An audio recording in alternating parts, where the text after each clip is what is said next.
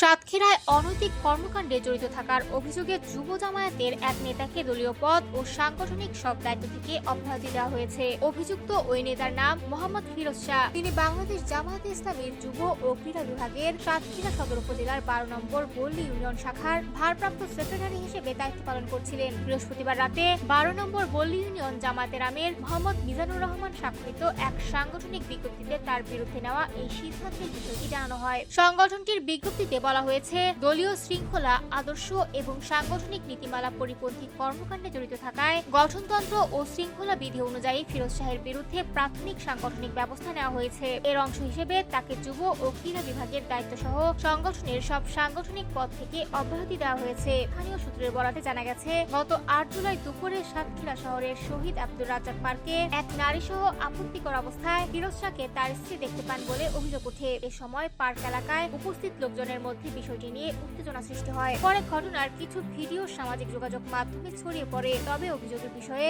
অভিযুক্ত ব্যক্তির কোনো বক্তব্য পাওয়া যায়নি। এদিকে জামায়াতের স্থানীয় শাখার পক্ষ থেকে জানানো হয়েছে, বিষয়টি নিয়ে বিস্তারিত তদন্ত চলবে। তদন্তে অভিযোগ প্রমাণিত হলে তার বিরুদ্ধে আরো কঠোর সাংগঠনিক ব্যবস্থা নেওয়া হতে পারে। বিজ্ঞপ্তিতে আরো বলা হয়, এই সিদ্ধান্ত তাৎক্ষণিকভাবে কার্যকর করা হয়েছে। একই সঙ্গে তদন্ত শেষে অভিযোগের সত্যতা নিশ্চিত হলে তাকে সংগঠন থেকে স্থায়ীভাবে বহিষ্কারের বিষয়েও সিদ্ধান্ত নেওয়া হবে।